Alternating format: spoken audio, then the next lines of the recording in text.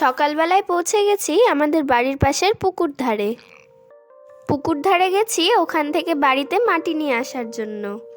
মাটি দিয়ে যেসব সবজিগুলো খুব সহজেই তৈরি করা যায় আজকে সেই সব সবজিগুলোই বানিয়ে তোমাদেরকে দেখাবো। তো যতটুকু মাটি সবজি বানানোর জন্য প্রয়োজন ততটুকু মাটি পুকুর ধার থেকে নিয়ে নিচ্ছি। তো মাটি না হলে এখন বাড়িতে যাব। বাড়িতে আসার পর মাটিটাকে ভালো করে মেখে নরম করে নিয়েছি। আর একটু ভালো করে মেখে এই মাটিটাকে এবার লম্বা করে নিব। সবজি বানানোর আগে মাটিটা এভাবেই তৈরি করে নিতে হবে। তো মাটিটা ভালো করে মেখে নিয়ে এবার সবজি বানানো শুরু করব। সবজির মধ্যে সবার প্রথমে ঢেঁড়স তৈরি করছি। মাটিটা একটু লম্বা করার পর মাঝখান থেকে কেটে দিলাম। এবার হালকা করে পিটিয়ে নিয়ে মাটির চারিদিকটা সমানভাবে চ্যাপ্টা করলাম। এবার আঙ্গুলের সাহায্যে ঢেঁড়সটাকে সমান করে দিলাম। এবার একটা চ্যাপ্টা মাটি ঢেঁড়সের মাথার ওপরে লাগিয়ে দিব।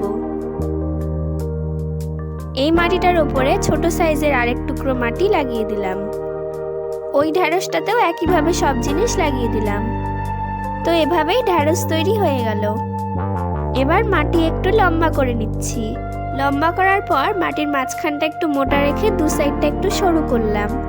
এভাবে দুটো মাটির টুকরো দিয়ে আমি পটল তৈরি করে নিলাম। এবার এই মাটিটা দিয়ে তৈরি করব পেঁপে।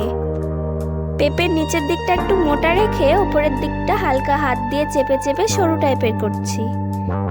এবার পেঁপের মাথার উপরে পেঁপের বোটাটা বসিয়ে দিলাম।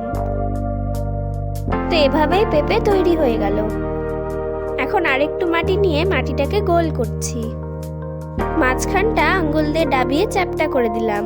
এবার এই গোল মাটিটার চারিদিক দিয়ে ঢেউয়ের মতো হালকা করে দাগ দিয়ে দিচ্ছি। এভাবেই মিষ্টি কুমড়ো তৈরি করছি। এই গোল মাটিটার উপরে একটা বোটা বসিয়ে দিলে আমাদের মিষ্টি কুমড়া তৈরি করা হয়ে যাবে।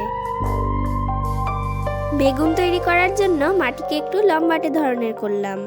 ওপরের দিকটা সরু আর নিচের দিকটা মোটা রেখেছি। এবার মাটি নিয়ে মাটির চারিদিকটা একটু লম্বা করে তারার মতো তৈরি করেছি। মাঝখানটা হালকা গর্ত করে এই মাটিটা বেগুনের মাথার উপরে বসিয়ে দিব। এই মাটিটার উপরে বেগুনের বোটাটাও লাগিয়ে দিয়েছি। এভাবে বেগুনও তৈরি হয়ে গেল। টমেটো তৈরি করছি এই গোল মাটিটা দিয়ে। টমেটোর মাথার উপরে দুটো লম্বা মাটির টুকরো পাশাপাশি বসিয়ে দিলাম। এবার মাথার উপরে টমেটোর ডান্টি লাগিয়ে টমেটোও বানিয়ে ফেললাম। এবার লম্বা মাটির মাঝখানে একটু গর্তের মতো করে নিয়েছি। আর ছোট ছোট মাটির টুকরো গোল করে নিচ্ছি। গোল টুকরোগুলো এই মাটির মাঝখানে বসিয়ে মটরশুঁটি তৈরি করছি। একইভাবে আমি দুটো মটরশুঁটি তৈরি করে নিয়েছি। তো মাটি দিয়ে সবজি বানানো তো হয়ে গেল। এখন এই সবজিগুলোকে একটু রোদে শুকোতে দিয়ে দিব। ভালো করে রোদে শুকিয়ে যাওয়ার পর এই সবজিগুলোকে একে একে কালার করে নিব। তো কিছুক্ষণ পরে কালার নিয়ে চলে আসলাম সবজিগুলোকে রং করে নেওয়ার জন্য। প্রথমেই কালার করে নিচ্ছি মটরশুঁটিটাকে। মটরশুঁটির চারিদিক দিয়ে ডিপ সবুজ কালারটা করছি। আর মাঝখানে মটরশুঁটিগুলোতে হালকা সবুজ কালারটা করে দিলাম। একই কালার আরেকটা মটরশুঁটিতে করলেই আমাদের মটরশুঁটি রেডি হয়ে যাবে। এবার বেগুনটার ওপরে বোটাটা আর তার নিচের অংশটাতে হালকা সবুজ কালার করছি। এই কালারটা চারিদিকে করে নিয়ে এবার বেগুনি কালার দিয়ে বেগুনটা বেগুনি কালার করব। বেগুনটা কালার করে নেওয়ার পর এবার পেঁপেটাকে কালার করছি। পেঁপেটাতে করছি ডিপ সবুজ কালারটা আর ওপরে হালকা সবুজ দিয়ে দিলাম। হালকা সবুজ কালার দিয়ে পটলটাকেও কালার করে নিচ্ছি। পটলটা আরো রিয়েলিস্টিক বানানোর জন্য ওপরে সাদা কালার দিয়ে দাগ দিয়ে দিয়েছি।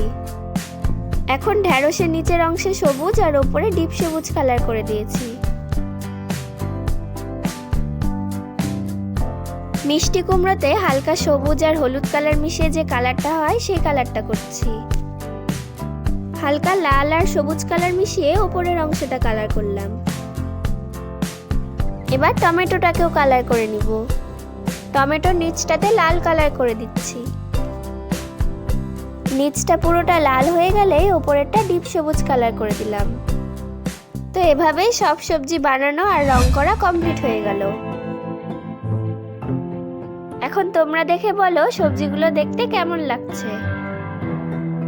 মাটি দিয়ে এরকম বিভিন্ন ধরনের সবজি বানিয়ে রং করার ভিডিওটা যদি তোমাদের ভালো লেগে থাকে তাহলে একটা লাইক করে দিও।